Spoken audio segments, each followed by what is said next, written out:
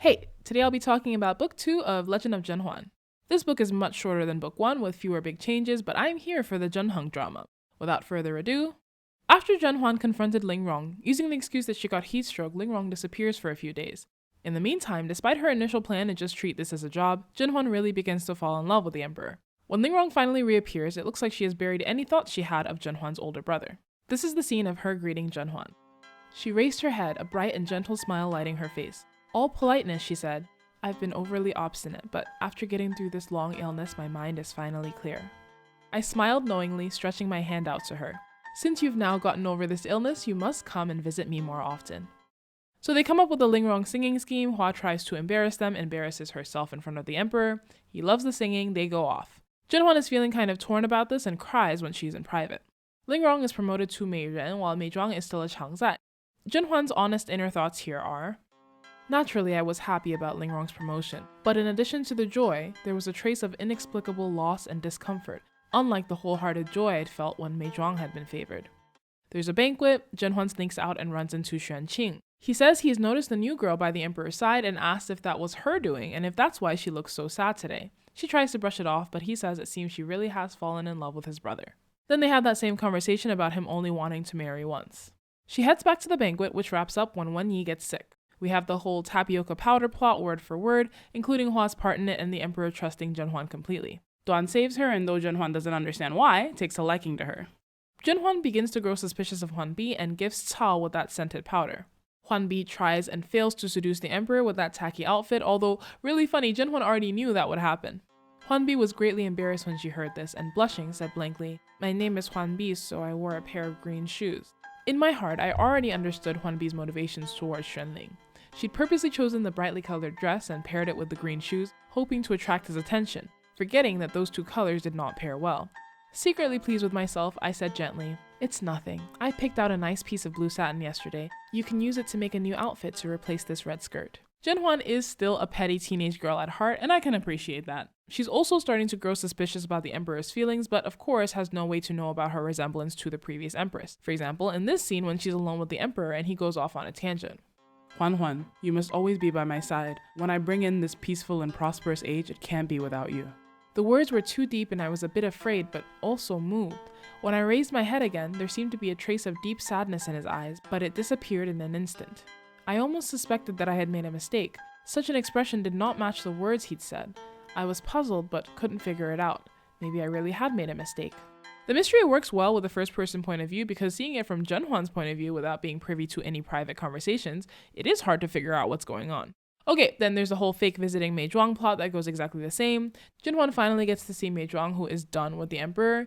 The boat scene, Xuanqing, they get along super well. She finds her portrait and is quite touched but has to remind herself that she is married. "I can never forget. My husband is the supreme ruler of the world, and he is my husband's brother." She gets home for the Huanbi confrontation, and Huanbi is actually more sympathetic here simply because in the book, ZhenHuan has never been particularly kind to Huanbi. Not mean, but not as nice and protecting as she is in the drama, mostly because she's afraid of people realizing that they are siblings. Huanbi thought that ZhenHuan planned on making her stay by her side as a maid for the rest of her life, so I can much better understand her doing whatever she can to escape that fate. Unlike in the drama, where I felt like ZhenHuan treated her super well and clearly had plans for her, but she still decided to betray her. Huanbi repledges her loyalty. We miss out on one of my favorite scenes, Niang Gengyao's super rude lunge, because of course ZhenHuan didn't see that. Great scene though. Also the scene of Hua Fei forcing ZhenHuan and Lingrong to perform for her and the Emperor is not in the book. The screenwriters really made some great additions to the story. ZhenHuan asks for Chun to move in with her, Lingrong gets jealous, Chun begins serving and is promoted to Liangyuan. Life goes on for a while. At one of the banquets, there's a nice line by ZhenHuan as she's listening to Xuanqing recount one of his many adventures. "In my future, there were only two possible roads, to be favored or to fall out of favor. But his life was so wonderful, like a long scroll only partly unfurled with endless unknowns and possibilities, more than I would ever know." ZhenHuan sees her older brother for the first time in 2 years when he comes back from the war and is allowed to visit her. Since ZhenHuan is now the highest ranked person in her family, it's actually up to her to choose his future wife, and he gives her a list of candidates that their father has drafted. With a playful smile, I said, "I'll choose whichever one you have your heart set on." He shook his head, eyes falling to the handkerchief in my hand. "I don't care for any one of them." His eyes did not move, but his voice was a bit erratic. I followed his line of sight and remembered that the handkerchief in my hand was embroidered and given to me by Lingrong only a few days ago. The pattern on the handkerchief is of an oleander tree, a pattern ZhenHuan has seen Lingrong embroidering often on her own. I was startled by the sudden past recollection. Smiling faintly, I said, "You seem to like oleander trees very much." I pointed to a woman on the list named Xue Qiantao. This Miss Xue comes from a good family. She's well learned, and I have heard that she has a good reputation. What do you think? His smile was a bit strange. Father has asked you to choose. What objections can I have? Remaining calm, I said, "How can you have no thoughts when the subject is your own wife?" The silver spoon in my brother's hand hit the porcelain bowl with a soft ding, and he said in a low voice, "And what use would such thoughts be? I remember that you were also unwilling to enter the palace as a concubine, but now it's all worked out well. It doesn't matter what my thoughts are. It's a foregone conclusion. In all honesty, I don't know any of the women on this list. Any one of them will do." ZhenHuan gives a look, and taking the hint, her servants leave. ZhenHuan mentions that this handkerchief was made by Lingrong, and she's been very popular with the emperor lately, but her brother just responds guardedly that that's good for her. ZhenHuan says, "Brother, do you have someone you care for? If there is, simply tell me and I'll let father know. I don't think it would be very difficult." After a moment of silence, he said, "No." He paused again before continuing. "Miss Xue seems like a good choice." His voice lowered slightly. "Qiantao. It's a good name. She'll make a good wife." As he said this, I suddenly saw a delicate figure standing by the window. I didn't know when they'd arrived. Suspecting it was Huan Bi, I added a bit of authority to my voice and said, "Who's there?" The curtain raised and the figure came in, saying with a smile, "I'd planned on entering, but Jinxi told me that young Master Zhen was here. I only meant to tell someone to put these flowers away somewhere and be on my way, but you spotted me." Then she added, "It's been a long time. I hope the young master is in good health." My brother hurriedly stood and gave his greetings. I was shocked when I saw it was Lingrong, thinking she'd heard what was just said and would undoubtedly be heard again. I couldn't help but feel embarrassed, though my eyes were still watching the two of them carefully, searching for anything out of the ordinary. Lingrong looked the same as always, though a bit reserved that she was in the presence of a man. My brother also followed the rules of etiquette for meeting a concubine, not daring to raise his head and look at her when he spoke. Trying to make conversation amidst the awkward silence, ZhenHuan asks if they want something to eat. ZhenHeng mentions he has a toothache. Lingrong suggests some medicine he can take that won't be too bitter. As if by accident, my brother's eyes flashed across her face. "Thank you, mistress." Lingrong's body trembled slightly, but then she said with a laugh, "I just came in from outside and I'm still a bit chilly." After a bit of polite back and forth with my brother, she made to leave. "I still have a few things to take care of in my palace. I'll leave first." Lingrong leaves and they settle on Qiantao as his future bride. He smiles, but ZhenHuan thinks she can't see the joy in it. Despite all the distance they have to keep, ZhenHuan and her brother are very sweet and very close. ZhenHuan sees what's up, but obviously there's nothing to be done. They say their goodbyes with ZhenHuan trying not to cry, and ZhenHeng does propose to and then marry Qiantao. ZhenHuan continues to keep an eye on Lingrong, but she seems the same as usual. She does catch a cold and disappear again though. Du Liangyuan gets pregnant and promoted. She's the character Fu Cha in the drama. The palace pandemic starts, Mei Zhuang gets sick, Wen agrees to help her. ZhenHuan finds that sketchy doctor Mei Zhuang got duped by, and he admits it was Hua who set him up to it, but then Hua shows up with a stolen cure, fake faints, and ends up not being punished. This is when Jing becomes a consort. By the way, I'm sure you've noticed, but you're not seeing all the women here. I'm only putting them in as they become relevant to the story. Jing has been here the whole time, she just hasn't been important. ZhenHuan starts to notice Mei Zhuang and Dr. Wen being weird and okay, Pianisian. What happens here is that Hua is wearing a pearl necklace, it breaks, and Du almost trips and falls, but she's fine. The Empress put her hand to her chest and said, "Good heavens! Thank goodness nothing happened to her." Before she could finish, Consort Tres suddenly screamed sharply and Songzi yowled, streaking away from her.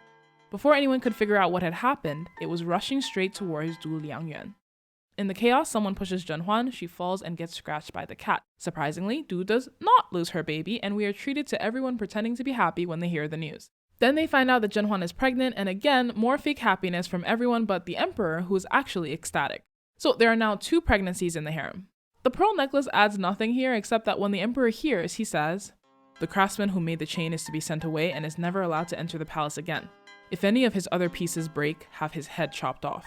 Imagine being a normal-ass jewelry maker, just going about your days, taking pride in your work, and suddenly you get this news all because some concubine decided to use your necklace in her schemes. And it was indeed a plot. Duan later meets with ZhenHuan and tells her that she picked up the broken necklace and found that someone had purposely taken out some of the strings holding the necklace together. Poor jewelry guy. ZhenHuan is promoted to Gui Pian and now knows to be careful of Hua, Cao, she gave her the necklace, and Tre, who was holding the cat. Lingrong visits ZhenHuan and reveals that she lost her voice thanks to that cold. She gives ZhenHuan some ointment for her face. Huan Bi has truly repented and is 100% on ZhenHuan's side. The emperor finds an excuse to kill Hua's fake doctors when gets his big promotion. ZhenHuan has her birthday party, Xuanqing gives her that wonderful birthday present. ZhenHuan has to keep reminding herself that there can be nothing between them. Her brother continues to do well in the army. We have that whole Xun and the kite plot word for word, including Cao's hint for her to go and look. But of course, we don't actually see what happened to Xun. We do get some of her funeral though. The empress watched me dress Xun, standing off to the side, endless tears flowing down her cheeks. With a deep sigh, she said softly, Fang Liangyuan entered the palace at such a young age. Now that she's in her prime and has just been blessed with the emperor's favor, why couldn't she serve the emperor more? Why did she leave us so suddenly? What a pity. Hua Fei sighed as well. So young, such a pity. Consorts Hua, Xue, and Jing, as well as Cao Jieyu and the others, were all wiping their tears away. I had stopped crying. I looked coldly at Hua Fei, standing far away at the palace gate, wiping away her tears, sobbing loudly. I felt an indescribable sense of hatred and tiredness all at once. The emperor gives Chun the posthumous title of imperial concubine, and she is buried with some other consorts who died young. The Nian family, and Hua Fei especially, become cockier than ever. Hua officially becomes the highest ranked consort in the harem. ZhenHuan brings his wife in to meet ZhenHuan, and she is lovely, cheerful, kind, and ladylike. ZhenHuan does ask after Lingrong when she sends some gifts to ZhenHuan's palace for them, and seems startled when he hears that she's sick. One of the maids speaks up to explain that Lingrong has had a cold, but then notices ZhenHuan giving her a look and says Lingrong is fine, so they can end the conversation. Du gets another promotion and a name change to become Tianpian. She's constantly pretending an illness so the emperor will come and see her. She sends an urgent message to the emperor when he's getting ready to go to sleep with ZhenHuan one night, but the emperor, annoyed, says he's not going. Turns out she wasn't lying this time, and she miscarries that night. The emperor has a self-pitying monologue about losing another child. I suddenly realized that he had never mentioned a single word about the safety of Tianpian, the woman who had also lost her child. I sighed from the bottom of my heart. Xuanling, in the end, was still cold-blooded. So in the end, Tian did lose her baby, it just wasn't thanks to the cat. This is when we get the pollen scheme, the same as it was in the drama, except the victim here was Tian, not ZhenHuan. Tian miscarried because Che had the pollen put in her food. We don't see what happens next. ZhenHuan just gets the news that Che hung herself, leaving the empress to adopt the first prince. Remember, everyone is younger. First prince should be 7 or 8 at this point, and so he ends up actually growing up with the empress. The emperor and the empress leave. Hua is left in charge while they go and pray, and ZhenHuan is forced to attend Hua's meetings. Hua gets it in her mind to punish her. She's forced to kneel and read. Gotta say, Hua falls quite flat as a villain without all the backstory and explanation for her jealousy. Just, blah, I love evil! But naturally, that's all ZhenHuan knows of her. Mei Zhuang kneels by her side, she's whipped, ZhenHuan starts passing out, and Xuanqing. The bright white light was as cold as snow. My body seemed to be leaning forward. Was that Mei Zhuang calling me? Sorry, Mei Zhuang, it's not that I don't want to answer you, I really don't have the strength. Why had a man's clothes suddenly appeared next to me? Xuanling, have you returned? Silang, hurry up and save me. But wait, there was no yellow. This clothing wasn't the emperor's. I raised my head with difficulty. A silk robe, a white jade fish dragon pendant. It was the prince's attire. It was Xuanqing. Barely conscious, ZhenHuan hears the confrontation between Hua and Xuanqing. Her mind keeps falling back to when the emperor saved her from Yu and carried her home. In her disoriented state, she keeps slipping back between thinking this man is the emperor and thinking he is Xuanqing. I'm so tired, I really want to sleep. Silang, why does your face look so much like Xuanqing's today? It must be that my eyes are blurry. Before I lose consciousness, Silang, all I can hear is you calling my name. Your voice is so affectionate, so full of pain. There's warm liquid on my cheek. Are those your tears? This is the first time that you've cried for me. Or maybe it's just my imagination. ZhenHuan wakes up to everyone crying and a flat belly. Hua's confrontation is word for word. She's demoted, punished to kneel daily, and not allowed to see the emperor. ZhenHuan is hurt beyond belief that she's given such a light punishment, but of course the emperor doesn't want any of that blame. Lingrong does that reveal of her new singing voice. She's promoted to Xiaoyuan. She apologizes for not telling ZhenHuan. They reconcile. Finally, leaving after visiting with the Empress Dowager one day, ZhenHuan pauses at the door when she hears her name. The Empress Dowager lamented, I can't bear to have her in front of me all the time. Her voice softened. That child Aro, I've been dreaming about her lately. Although she's not all that similar, her personality does share some likeness, which makes me sad. Gradually, the voices became lower, as if the two of them were whispering, and finally they became silent. ZhenHuan leaves, wondering who in the world Aro could be.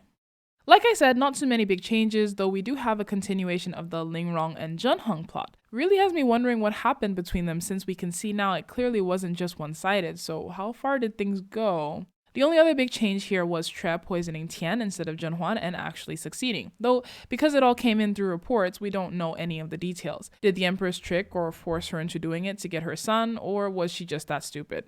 Who knows?